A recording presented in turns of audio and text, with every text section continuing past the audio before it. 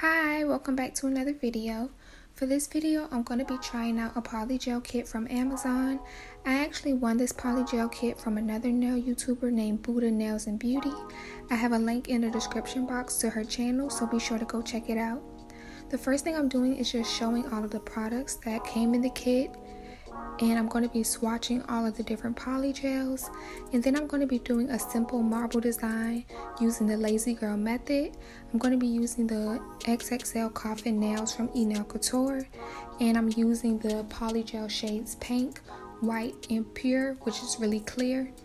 And I'm just going to be doing a swirly design, placing it inside of the nail and then pressing it onto my nail and then curing it in the lamp.